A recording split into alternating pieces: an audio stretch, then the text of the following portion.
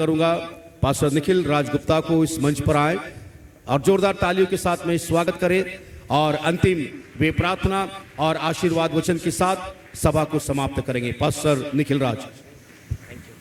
Thank you. Praise the Lord.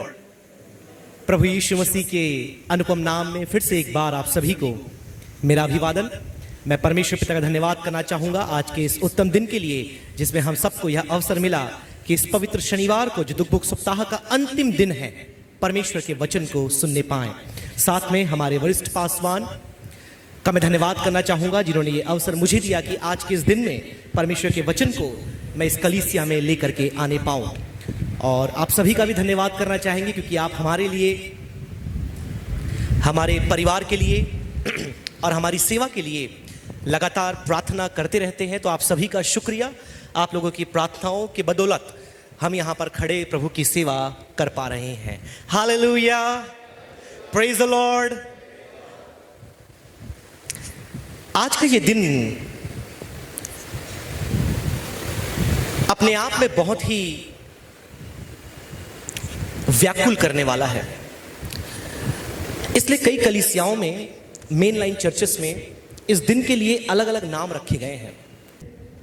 जिस दिन मायूसी, दुख, निराशा, कहीं ना कहीं एक प्रकार से व्याकुलता लोगों के मन में था क्योंकि अब प्रभु यीशु मसीह ना कहीं चल रहा है, ना कुछ बोल रहा है, ना किसी से मिल रहा है, ना कोई चंगाई हो रही है, ना कोई अद्भुत कार्य हो रहा है। और कल तक जो शोरगुल, तमाम प्रकार के बातें यहूदी हो या फिर यूनानी हो कर रहे थे, सब कोई शांत है। फिर कई लोग इसे ग्रेट सैबत भी बोलते हैं, मतलब महान सप्त का दिन, क्योंकि आज दिन यह माना जाता है कि स्वयं प्रभु यीशु मसीह ने, अब तक केवल यहूदी लोग विश्राम करते थे लेकिन अब परमेश्वर कब्र में विश्राम कर रहा है। तो ग्रेट सैबत लोग इसे कहते हैं।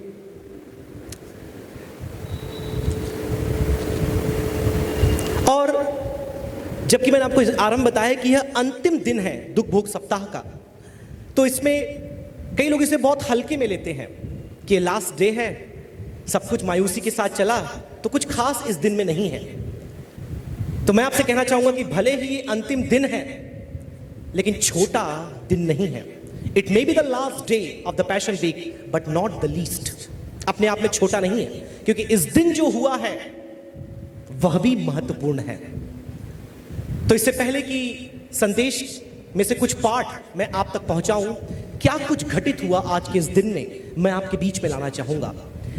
4 बातें मुख्यतः आज के इस दिन में घटित हुई और इन चारों बातों को अंग्रेजी के ई अक्षर से मैंने लिखा है ताकि आपको स्मरण या इन बातों को लिखकर याद करने में आसानी हो। सबसे पहली घटना जो आज के दिन हुई, शनिवार के दिन, is called embalming of the body of Jesus Christ.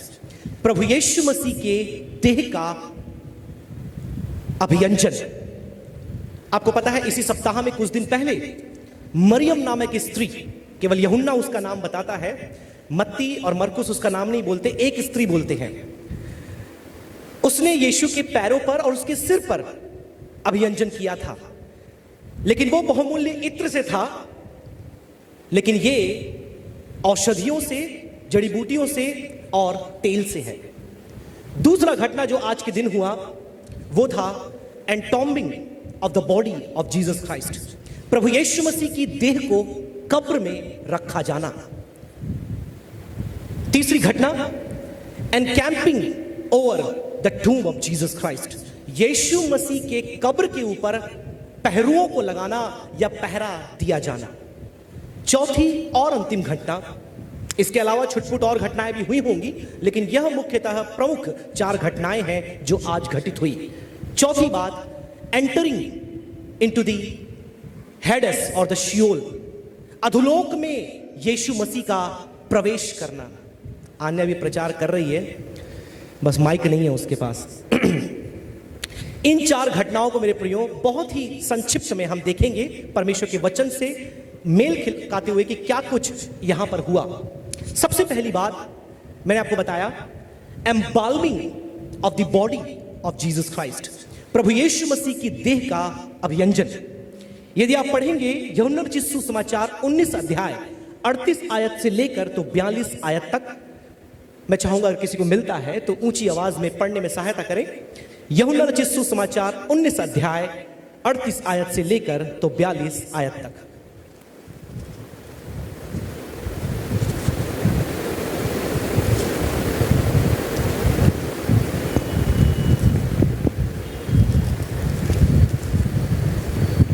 यहां लिखा है, इन बातों के बाद अरमतिया के यूसुफ ने यीशु, जो यीशु का चेला था। अब यहां पर एक बात आपको और जानना है कि यीशु के केवल 12 चेले नहीं थे।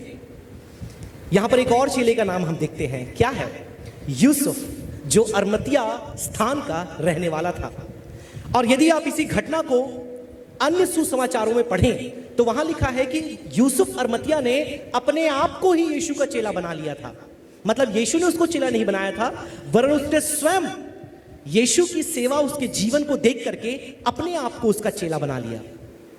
और जब यीशु की मृत्यु हुई, पूरी आयत नहीं पढ़ूंगा, आपको मैं घटनाक्रम समझा रहा हूं। जब यीशु की मृत्यु हुई तो पिलातुस के पास वो जाता है और उससे आग्रह करता है कि मुझे यीशु की देह प्रदान कर दी जाए। और फिर आप आगे पढ़ेंगे, वहां लिखा है उसके पास एक कब्र था, जो उसका अपना खुद का कब्र था। वह यीशु को ले जाकर के वहां पर रखता है। लेकिन उससे पहले ये जो यूसुफ अरमतिया है, और इसी घटनाक्रम को यदि आप मत्ती 23 उसके 56 से आगे पढ़ेंगे, वहां लिखा है उसके साथ एक और व्यक्ति रहता है, उसका नाम है निकुदिमुस। तो निकुदिमुस और यूसुफ जो अरमतिया का था, ये दोनों मिलकर के यीशु की देह का अभियंजन करते हैं। वहां पर लिखा हुआ है कि 45 किलो मसाले वो लेकर के आते हैं, 45 केजी। क्योंकि यहूदी परंपरा थी कि देह का वो क्या करते थे? अभियंजन करते थे गाड़ने से पहले। मतलब उस देह को पानी से धोया जाता था, साफ सुथरा पोंछा जाता था। और यीशु की देह की बात करें तो उसके देह तो और छिन्न भिन्न हो गया था। तो इन दोनों ने यीशु की देह से उस खून को, उस मांस के चिथड़ों को, तमाम प्रकार के जख्मों को धोया, पोंछा, साफ किया और बहुमूल्य औषधियों से और तेल से उसे क्या किया? उसका अभियंजन किया। अभिषेक जो वर्ड आप हिंदी में बोलते हैं वो उतना उचित नहीं है, क्योंकि उसका और भी कोनोटेशंस होता है। जो वर्ड अभियंजन है उसका मतलब लगाना, मलना, जैसे ऑइंटमेंट आप लगाते हैं, बिल्कुल वही है। तो इन दोनों ने मिलकर के यीशु की देह का क्या किया? अभियंजन किया, एम्बाम किया। और फिर आप दूसरे चरण में आते हैं, जो मैंने आपको बताया, entombing of the body of Jesus Christ, प्रभु यीशु मसीह की देह को कब्र में रखा जाना। अब ये कब्र के बारे में भी आप देखेंगे मेरे प्रियो, यहीं पर जैसे मैंने आपको बताया, यह कब्र जो था किसी मामूली इंसान का नहीं था। बाइबल में उसके लिए एक अच्छा सा टिप्पणी दिया गया है। आइए हम उसको पढ़ ले। लूका रचित सुसमाचार 23 अध्याय उसकी 50 और 51 आयत। लूका 23, यहां पर लिखा है, वहां यूसुफ नाम का महासभा का एक सदस्य था। देखिए, इस व्यक्ति का परिचय बताया जा रहा है कि यह जो यूसुफ अरमतिया का था वो स्वयं महासभा का एक सदस्य था। मतलब काफी नामी गिरामी यह एक व्यक्तित्व था। आगे, जो सज्जन और धर्मी पुरुष था। अब उसका परिचय आगे दिया है, जो अपने आप में क्या था? सज्जन था और धर्मी था जी। और उसकी योजना और उसके इस काम से प्रसन्न था। वह यहूदियों के नगर अमीरतिया का रहने वाला और परमेश्वर के राज्य की बाट जोने वाला था। चौथी बात उसके बारे विषय में बताया गया है कि वो परमेश्वर की बाट जोने वाला व्यक्ति था। कहीं ना कहीं मेरे प्रियो, इसको विश्वास था, इसलिए इसने आगे होकर के, यीशु के कोई भी चेले नहीं, उसके कोई परिवार के लोग नहीं, वरन यह यूसुफ जो अरमतिया का था, समय नहीं है इसके ऊपर आप एक संदेश को दे सकते हैं। इतना महत्वपूर्ण यह व्यक्तित्व है जिसने आगे होकर के हिम्मत के साथ पिलातुस के सामने खड़े होकर के यीशु की देह को मांगा और पिलातुस ने उसे दे दी और ये उसका अभियंजन करता है। और अब अपने कब्र में, जो कब्र उसने अपने लिए तैयार, क्योंकि उन दिनों में जो धनी लोग होते थे, आजकल तो कह रहे यदि आप ऐसा करोगे तो बोलेंगे अरे बाप रे देखो कितना अविश्वासी है, अभी से क्या कर रहा है, अपने लिए कब्र तैयार कर रहा है। हमारे संस्कृति में लोग ऐसा बोलेंगे। एक दो कॉफिन बना के रख दिया वहां पर, कुछ लोग सोच रहे हैं अरे बाप रे अब कौन मरने वाला है।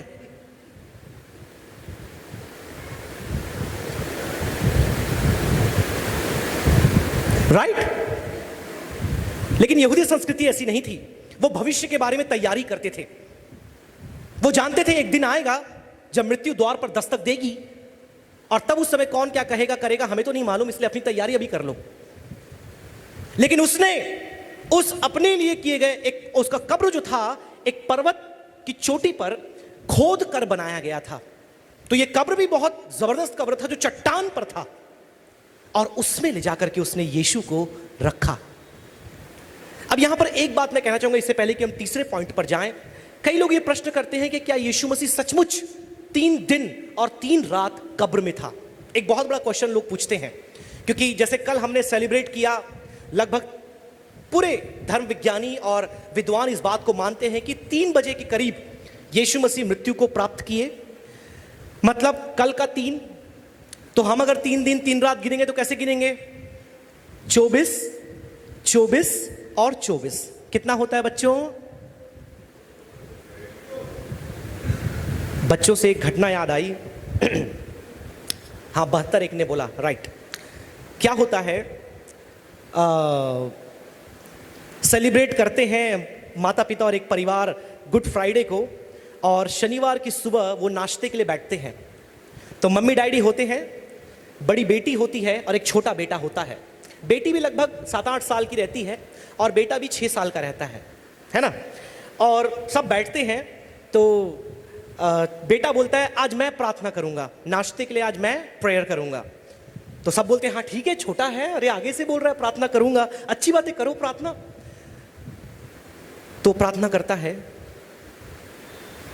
और अंत में अब बच्चे को तो पता नहीं कि यीशु से प्रार्थना करना है कि पिता से प्रार्थना करना है, वो सीधा यीशु से प्रार्थना करता है ना। हमको पता है यीशु के नाम से पिता से प्रार्थना करनी है, लेकिन बच्चों को क्या पता, वो यीशु से ही प्रार्थना करते हैं। बोले यीशु इस भोजन पर, तो जैसी प्रार्थना कर रहा होता है वो जो उसकी बड़ी बहन होती है, ए रुक रुक रुक, क्या कर रहा है? यीशु मसीह अभी कब्र में है, वो कल उठेगा, कल की प्रार्थना यीशु से चालू करना, आज शनिवार है। उसकी प्रार्थना को रोक देती, टोक देती है, क्योंकि आज के इस दिन यीशु मसीह कब्र पर है। और यदि आप 2000 साल पहले जाएं, आज तो यहां पर बैठ करके हमको पता है अगले दिन क्या हुआ, अगर आप वहां होते, मैं आपके सामने प्रश्न रखना चाहूंगा, हम आएंगे पॉइंट में फिर से, आप क्या करते? क्या आप यीशु के नाम से प्रार्थना करते? क्योंकि अब तक पुनरुत्थान नहीं हुआ है और यीशु कब्र पर है। इस बात पर विचार करें, थोड़ा सोचें। Now coming back to the question कि क्या यीशु 3 दिन और 3 रात, जैसा उसने भविष्यवाणी की थी योना के विषय में, उसका उदाहरण लेकर के कि मनुष्य का पुत्र 3 दिन और 3 रात कब्र में होगा, अधोलोक में होगा। तो मेरे प्रियो, अब कल लगभग 3 बजे तक यदि हम देखें कि यीशु को, मतलब जो भी उसका मृत्यु हुआ, तत्पश्चात एम्बाल्मिंग हुआ, फिर कब्र में उसे जा करके रखा गया, सारी चीजें, और आज का दिन आप पूरा 24 घंटा मान लेते हैं, और कल यीशु जी उठता है, परसों नहीं उठता, कल जी उठता है। तो आप लाजमी है, हमारी संस्कृति, हमारे जो मैथमेटिकल कॉन्टेक्स्ट है उसके हिसाब से आप ये सोचेंगे कि भाई यीशु 72 घंटे तो कब्र में नहीं था,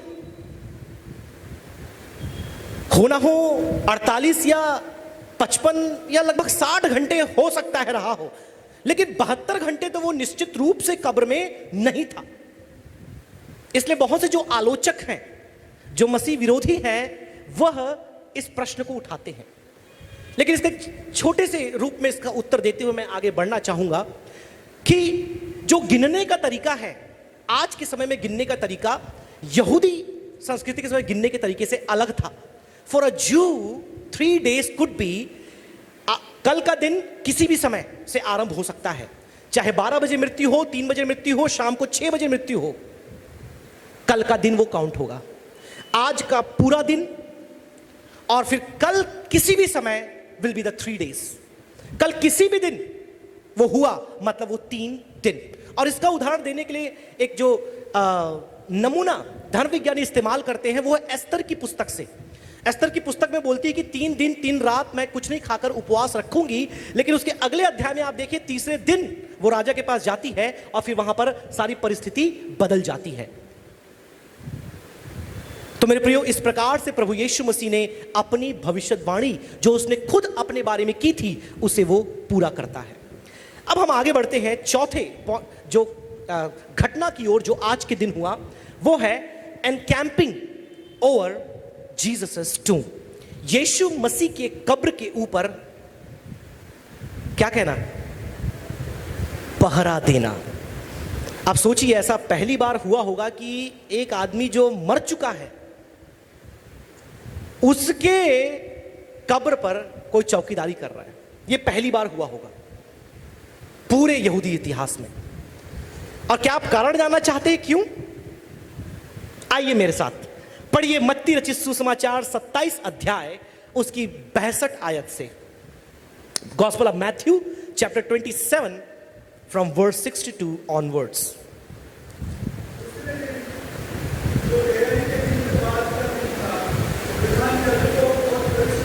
ओ माइक ले लो सर से।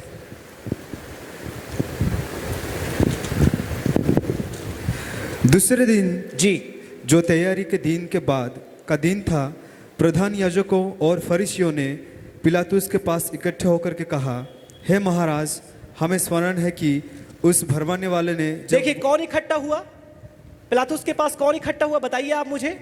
प्रधान याजकों और फरीसियों। ये जितने महायाजक और फरीसी थे उनको अब भी चैन नहीं आ रहा है। यीशु ने दम तोड़ दी, अंतिम सांस ले ली, लेकिन अब भी इनके षड्यंत्र और इनके क्रियाकलाप खत्म नहीं हुए हैं। अब भी ये जाते हैं पिलातुस के पास और क्या बोलते हैं, पढ़िए ब्रदर।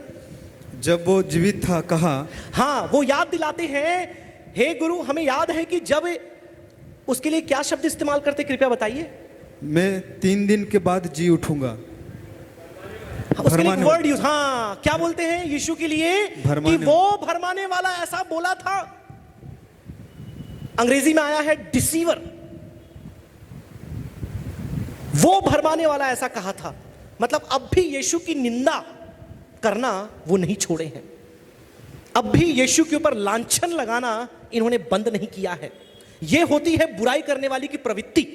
वो कभी शांत नहीं बैठ सकता, चाहे हालातें कितनी भी सामने वाले के लिए बदतर हो जाए, वो कितनी भी दुख और पीड़ा की अवस्था में क्यों ना हो, बुराई करने वाला अपना काम कभी नहीं छोड़ता। और बोलते हैं वो भरमाने वाला उसने ऐसा कहा था। पढ़िए, कंटिन्यू।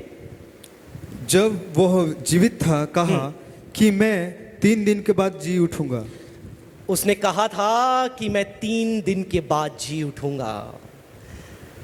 मुझे लगता है ये बात चेले भूल गए थे। मुझे लगता है कहीं ना कहीं ये बात यीशु के पीछे जो बड़ी भीड़ घूम रही थी वो भी भूल गई थी। क्योंकि ऐसा होता है, जब चिन्ह चमत्कार और अद्भुत काम होते हैं सबकी आंखें वहां होती है, लेकिन जब शिक्षा की बात दी जाती है तब देखिए बाइबल स्टडी में कितने लोग आते हैं बुधवार की।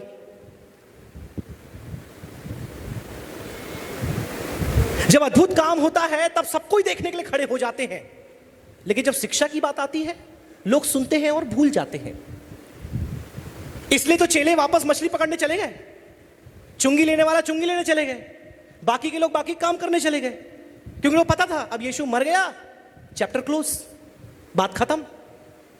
सारी उसकी शिक्षाएं, उसकी मसीहत उसके साथ समाप्त हो गई, अब कुछ नहीं बचा है। इसलिए सब अपने काम में चले गए ना। लेकिन उसके शत्रुओं को यह बात ज्ञात था कि यीशु जो धोखा देने वाला है उसने कहा था कि तीसरे दिन मैं जी उठूंगा। लेकिन अब देखिए उनका विश्वास उसके जी उठने पर नहीं है। अब ये बहुत फनी भी है। अब वो क्यों आए आप पढ़िए आगे। हाँ पढ़िए कि क्यों आते हैं। अतः हाँ, आज्ञा दे कि तीसरे दिन तक कब्र की रखवाली की जाए। हाँ, तीसरे दिन तक कब्र की रखवाली की जाए। ऐसा ना हो कि हाँ, उसके चेले आकर उसको चुरा ले जाएं। अब देखिए उनकी सोच क्या थी। यीशु तो जी उठेगा जरूर है, लेकिन वो परमेश्वर की सामर्थ्य से नहीं, लेकिन चेलों की मदद से। वो क्या करेंगे? आकर के कब्र से उसकी देह को चुरा लेंगे और बाद में कहेंगे देखो कब्र खाली है, उसमें उसकी देह नहीं है, इसलिए तू क्या कर, पहरुओं को वहां आदेश दे कि वो उसकी चौकीदारी करें ताकि कोई उस कब्र के अंदर ना आ सके। और यही बात का प्रमाण भी है, जब कल के दिन यीशु जीवित हो उठेगा तो कोई ये नहीं कह सकता कि किसी ने आकर उसकी देह को चुराया है, क्योंकि रोमी सैनिक जो थे, आइए इस शास्त्र भाग को पढ़ते हैं, फिर आगे बताऊंगा मैं उस बात को। पढ़िए उसे पूरा 66 तक। चेले हाँ। आकर उसे चुरा ले जाएंगे और लोगों से कहने लगे, हाँ, वो मरे हुओं में से जी उठा है। हाँ, उन्होंने पूरा पक्का कर लिया। जब वो जीवित था तब षड्यंत्र बना बना के सारी बातें रच ली, और जब वो मर गया उसके बाद भी वो पूरा पक्का कर रहे, कहीं से कोई रास्ता रह ना जाए कि यह मसीहा घोषित हो जाए। तो हमारा राजपाट सत्ता हो सकता है पूरे यहूदी उनके पीछे ना जाए, लेकिन कोई ना कोई तो उसके पीछे चला जाएगा और हमारी सत्ता टूट जाएगी, लुट जाएगी, बिक जाएगी और हम बर्बाद हो जाएंगे। आगे पढ़िए। तब पिछला धोखा पहले हाँ। से भी बुरा होगा। मतलब अब तक यीशु धोखा दे रहा था और इससे पहले कि और बड़ा धोखा दे उसे रोक लिया जाए। अब तक यही बोल रहे हैं कि यीशु ने धोखा दिया, वो एक झूठा मसीहा था। पढ़िए। पिलातुस ने हाँ। उनसे कहा, तुम्हारे पास पहरुए तो है, जाओ अपनी समझ के अनुसार रखवाली करो। पिलातुस ने उन्हें पूरी अनुमति दे दी। उसने कहा तुम्हारे पास है, मतलब पहरुए मेरे नहीं है, मैंने तुम्हें दे दिया, तुम लेके जाओ और जहां जहां तैनात करना है, जितने तैनात करना है तुम जाकर के तैनात कर दो। और मेरे प्रियो, सचमुच अब चेलों के लिए या किसी भी आम जनता के लिए यीशु की देह पर जाना खतरे से खाली नहीं है, क्योंकि यहूदी लोग उस समय के रोमी सैनिकों को किलिंग मशीन की तरह देखते थे, मतलब मारने वाली मशीन। एक रोमी सैनिक अपने आप में 25 आम लोगों के लिए पर्याप्त था। इतना खतरनाक उसका शरीर, इतने भयंकर उसके शस्त्र और इतना खुखार उसका मनोभाव होता था। आप कभी समय मिले जाकर पढ़िएगा रोमी सैनिकों के बारे में, इतने खतरनाक वे होते थे। और उन्हें अब तैनात कर दिया कि कोई भी आकर के कब्र के पास भटके नहीं। इसीलिए यह एक प्रमाण है कि यीशु का पुनरुत्थान मनुष्य की ओर से नहीं था, यह केवल परमेश्वर ही कर सकता था। खैर, पुनरुत्थान के संदेश में नहीं जाएंगे, आगे बढ़ते हैं। 66 में लिखा है, अतः हाँ, वे पहरुओं को साथ लेकर के गए, हाँ, और पत्थर पर मोहर लगाकर कब्र की रखवाली की। अब देखिए, वो पहरुओं को ले गए और कब्र पर मुहर भी लगा दिया कि हम देख तो ले, अगर खुलेगा तो मालूम चल जाएगा कि किसने खोला है। अपने तरफ से पूरी व्यवस्था कंप्लीट कर ली उन लोगों ने। मेरे प्रियो, यह इस बात का प्रमाण है कि यीशु मसीह का पुनरुत्थान परमेश्वर की सामर्थ्य से हुआ था, क्योंकि रोमी साम्राज्य को, रोमी सैनिकों की ताकत को कोई भी मनुष्य जयवंत नहीं हो सकता था, उन पर उनको ओवरकम नहीं कर सकता था। और यहां पर आप देखिए तीसरा घटनाक्रम समाप्त होता है। चौथे घटनाक्रम पर हम चलते हैं।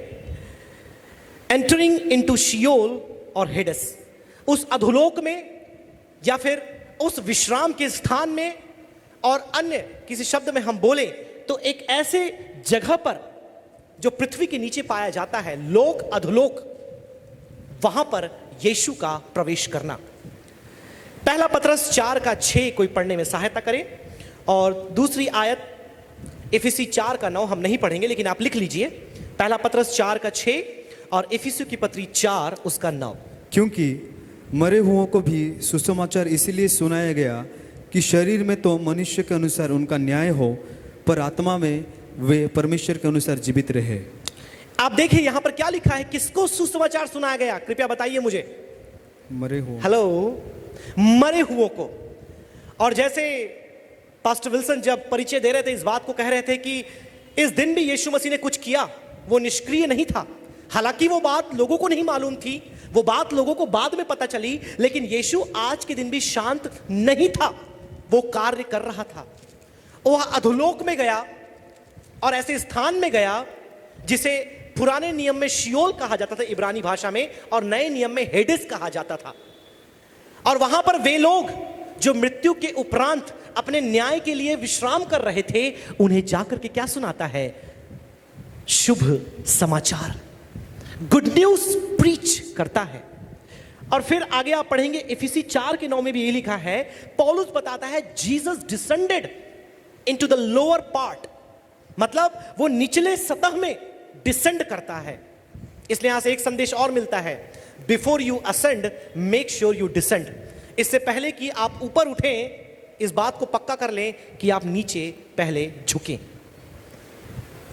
और फिर आगे आप पढ़ेंगे इसी स्थान को इब्राहिम्स बूजम, मतलब अब्राहम की जो सीना, गोद आप कह सकते हैं, हिंदी बाइबल में आया है, उसे भी आप कह सकते हैं, और अन्य शब्दों में पैराडाइज, क्योंकि यीशु मसीह जब क्रूस पर था, कल हमने सुना, वह उस चोर से, उस मुजरिम से जो उसके साथ टंगा था, बोलता है तू आज ही मेरे साथ कहां होगा? पैराडाइज में होगा, स्वर्गलोक में होगा। तो वहां पर जो वर्ड आया है वो भी कहीं ना कहीं इसी स्थान से जुड़ा है, क्योंकि अब तक यीशु पिता के पास जो असली स्वर्गलोक है वहां पर नहीं गया है, के पास स्वर्ग में होगा। उसने उस चोर से कहा कि तुम मेरे साथ पैराडाइज में होगा, कहीं ना कहीं विश्राम करने का स्थान। और इस शब्द को हमें ध्यान रखना चाहिए कि जो मरकुस 9:42 से 48, प्रकाशित वाक्य 20:14, इन वहां पर जो वर्ड आया है नर्क के लिए, गेहना, ये उससे कंफ्यूज नहीं होना चाहिए। The word Gehenna is different, which refers to lake of fire and a place of gnashing of your teeth and worms।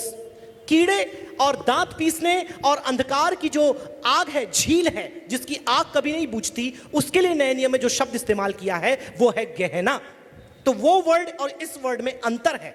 यीशु मसीह अधोलोक में गया, एक ऐसे लोक, तो स्वर्गलोक जो परलोक है, और पृथ्वी लोक, और फिर अधोलोक जहां पर विश्राम के लिए आत्माएं, प्राण अपना इंतजार कर रही है। अब दूसरा क्वेश्चन यहां पर उठता है इसके नेक्स्ट स्लाइड में, किसको प्रभु ने संदेश सुनाया? यह एक बहुत बड़ा क्वेश्चन है। लोग अलग अलग रीति से इस बात को देखते हैं, आखिर किसको उसने संदेश सुनाया या किसको उसने छुड़ाया? मतलब वहां से छुड़ाकर अपने साथ स्वर्ग किसको ले गया या अपने साथ किसको आजाद किया? तो लगभग 4 प्रकार के विचार पाए जाते हैं। पहला विचार यहां पर आप देखेंगे, जो भी छुड़ाए गए, मतलब सब के सब, जितने लोग मरे थे अब तक, वे सब के सब छुड़ाए गए। पुराने नियम में आप देखते हैं, जब तक यीशु नहीं आया था, कई लोगों की मृत्यु हुई, और उन सब को यीशु ने प्रचार किया और उन सब को उसने वहां से छुड़ा लिया। इस बात का विश्वास ऑर्थोडॉक्स लिटर्जिकल में पाया जाता है। फिर आप देखेंगे दूसरा मत कि यीशु ने किसको छुड़ाया, किसको लिबरेट किया। तो लोग ये मानते हैं पुराने नियम के संतों को, ओटी सेंट्स, जो पुराने नियम के भक्त थे, संत थे, उनको यीशु ने छुड़ाया। ईस्टर्न पैट्रियार्क ट्रेडिशन इस बात पर विश्वास करता है। फिर तीसरा आप मत देखेंगे, जिसने यीशु का अनुकरण किया, मतलब जब उसने प्रचार किया तो वहां पर भी लोग उसको सुन रहे थे, और सुनने के बाद जितने लोगों ने यीशु को माना, उस पर विश्वास किया, यीशु ने उनको अपने साथ छुड़ाया। सबको नहीं, जिसने यीशु पर विश्वास किया।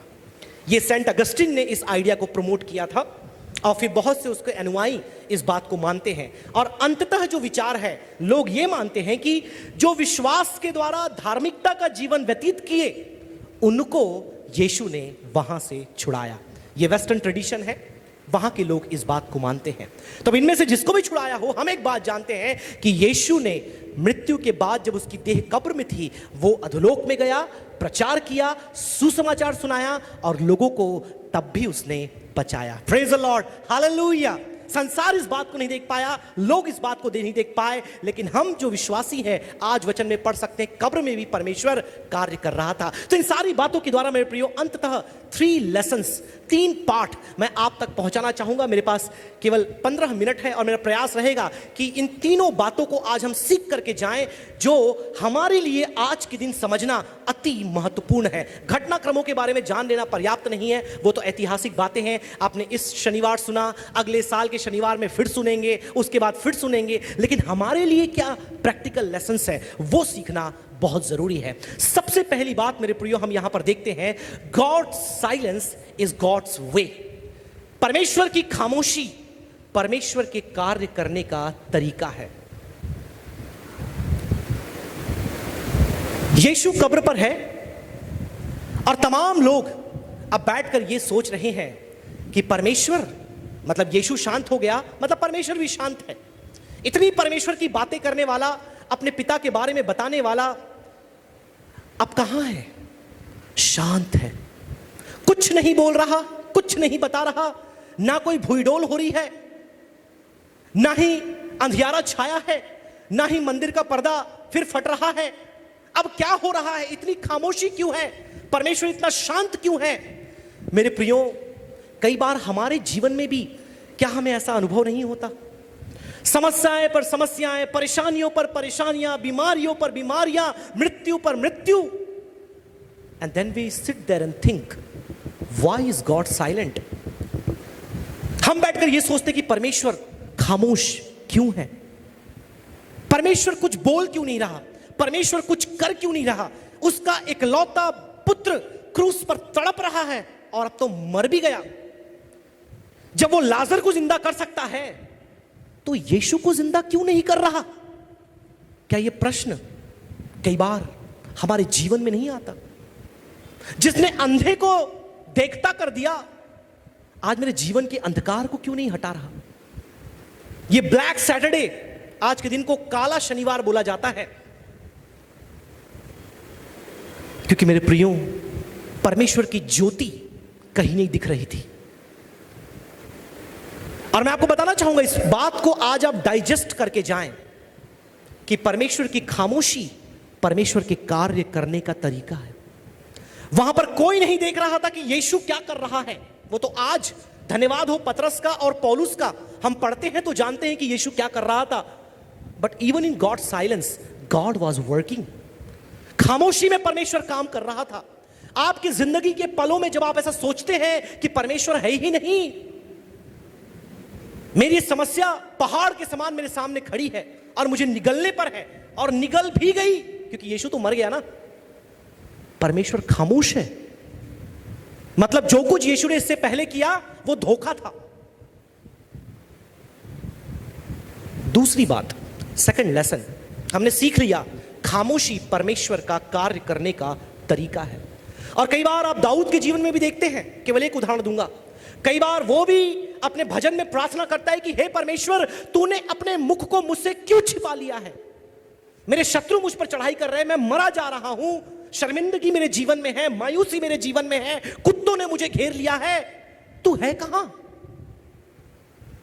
तेरा अता पता नहीं है, अपने मुख को मुझसे मोड़ लिया है। मानो जब आपसे मैं मिलूं और मुंह ऐसा रहे तो आप क्या सोचेंगे? मेरे प्रियो, याद रखें, कई बार परमेश्वर की खामोशी परमेश्वर के कार्य करने का तरीका है। परमेश्वर की योजना कई बार खामोशी है। कई बार हम उसे समझ नहीं पाते अपने जीवन में, लेकिन हो सकेगा ये शनिवार आज हमें समझाने पाए। Second point, God's people must learn to wait. Second W, first W में बताया गॉड्स वे, सेकंड वेट। परमेश्वर के लोगों को इंतजार करना सीखना चाहिए। देखिए, परमेश्वर यहां पर खामोश था, लेकिन चेले क्या कर रहे थे? आप मुझे बताइए। इंतजार कर रहे थे, बाट जो रहे थे, विश्वास के साथ बैठे थे कि यीशु ने कहा था वो जिंदा होगा। No no no no no, you don't find any story or any narration of what disciples were doing, क्योंकि वो कुछ काम का काम कर ही रहे थे। जब यीशु पुनरुत्थित हुआ, उनके पास गया, वो क्या कर रहे थे? आप बताइए, क्या कर रहे थे वो? मेरे प्रियो, कई बार सब कुछ सीख जाते हैं हम, लेकिन मुश्किल घड़ी में इंतजार करना, इत्मीनान से, ईमान से इत्मीनान करना मुश्किल हो जाता है, क्योंकि हमें यह लगता है कि अब परमेश्वर कुछ करेगा नहीं, परमेश्वर तो खामोश है। हम अपने विश्वास को खो देते हैं, अपनी आशा को हम खो देते हैं। इतने बार यीशु ने प्रचार किया, इतने प्रमाण अपने मसीहा होने के दिए, इतनी भविष्यवाणी अपने विषय में की, इतनी चंगाइयां उसने की, इतने चिन्ह उसने दिखाए, इतनी अद्भुत शिक्षाएं उसने दी। उसके बावजूद ये अविश्वासी पीढ़ी जो चिन्ह और चमत्कार की मांग करती है, यीशु ने इतने कठोर वचन इस्तेमाल किए हैं। अब जाकर के सुनिएगा संदेश मंगलवार के दिन का। हाय वचन इतने भयंकर भयंकर सुन करके लगता है कि परमेश्वर ने कोई इंसान बोल रहा होगा जो क्रोध में है, लेकिन वो परमेश्वर ने बोला है लोगों के लिए। जहां परमेश्वर खामोश हुआ, विश्वास तो दूर की बात है, आशा तो दूर की बात है, इंतजार करना तो छोड़ो, यीशु की हुजूरी से ही वे चले गए, उसकी उपस्थिति से चले गए। और कहां गए? उसकी आज्ञा को भूल गए। चेले बनाओ, मैं तुम्हें चेले बनाने के लिए बुलाया है। यीशु ने नगर नगर गांव गांव उनको भेजा था, कम से कम यीशु के बाद सेवा तो कंटिन्यू करते। अपने धंधे में चले गए, अपने काम में चले गए, क्योंकि अब वो ये बात मान चुके थे, हमारा मसीहा मर चुका है, हमारा उद्धारक उठ गया है। मेरे प्रियो, आइए इस बात को आज हम सीख लें। कई बार जब हमारे जिंदगी के दुख भरे पलों में, चिंताओं में, निराशाओं में, वेदनाओं में, बीमारियों में, जब आपको परमेश्वर खामोश दिखाई देता है, कुछ बोलता हुआ नहीं दिखता, ईमान के साथ, विश्वास के साथ इंतजार करना सीखें। बाइबल के अन्य भागों में जाना नहीं चाहता जहां पर बाट जोड़ने के बारे में बताया गया है, क्योंकि मेरा पैसेज ये है। लेकिन आप जानते हैं कि एक विश्वासी के लिए इंतजार करना कितना जरूरी है। तीसरा और अंतिम पाठ, God's work is not completed yet. परमेश्वर का कार्य अब तक समाप्त नहीं हुआ है।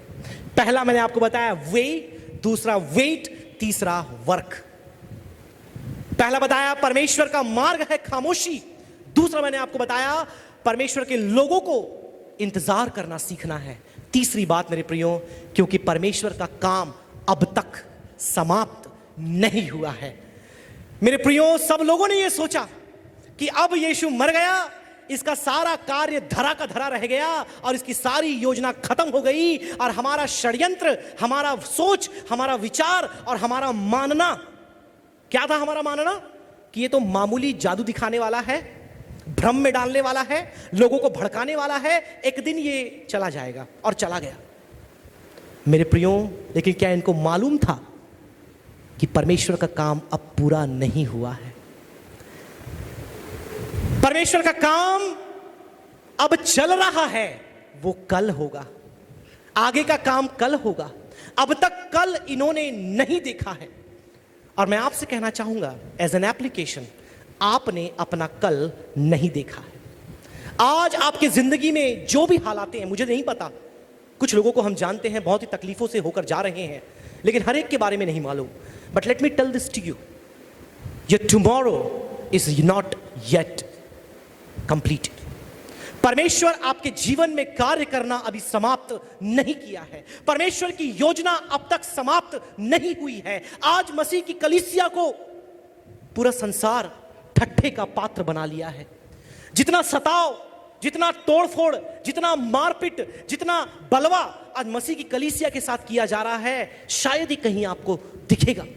परमेश्वर के दास दासियों को प्रताड़ित किया जा रहा है, उन्हें उठाकर जेल में डाल। मैंने पिछले हफ्ते की प्रार्थना सभा में आपको बताया, ज्यादा दूर नहीं, हमारे आसपास ही ये सब हो रहा है। हो सकता है एक कलीसिया में तोड़फोड़ करके, एक प्रार्थना भवन को जला करके, कुछ मसीही लोगों को मार करके, या किसी पासबान का सिर कलम करके इन लोगों को लगे कि इनका चैप्टर क्लोज, इनका काम तमाम, इनके सारे हथकंडे धरे के धरे ले गए। लेकिन मेरे प्रियो, मैं आपको बताना चाहता हूं, God's work is not yet completed, क्योंकि कल अब तक नहीं आया है। परमेश्वर का कार्य मेरे प्रियो उसकी कलीसिया के लिए, आपके लिए अब तक समाप्त नहीं हुआ है, क्योंकि कल अब तक नहीं आया है। और वो कल मेरे प्रियो परमेश्वर के हाथों में है, और उसकी योजना, उसके कार्य अब भी चल रहे हैं। आपके जीवन से, आपकी कलीसिया से, आपके परिवार से, आपके लोगों से उसका कार्य अब भी चल रहा है, क्योंकि कल अब तक नहीं आया है। इससे पहले अपने स्थान को ग्रहण करूं, कुछ वाक्य मैंने लिखे हैं, आपके बीच में रखना चाहूंगा। हन्ना कैफा जीत की जश्न मना रहे हैं, लेकिन मेरे प्यारों कल अभी आना बाकी है। सभी शास्त्री अपने प्रश्नों से यीशु को फंसाने वाले उसके जाने का पार्टी कर रहे हैं, लेकिन मेरे भाइयों कल अभी आना बाकी है। सदूकी फरीसी अपने षड्यंत्रों को पूरा होते हुए देख करके खुशियां मना रहे हैं, लेकिन हे सदूकियों फरीसियों कल अभी आना बाकी है। धर्मगुरु महायाजकों यीशु के क्रूस पर मरने और उसके कब्र पर पहिरुए तैनात होने की खुशी में तुम जश्न मना रहे हो, लेकिन क्या तुम भूल गए कल अभी आना बाकी है।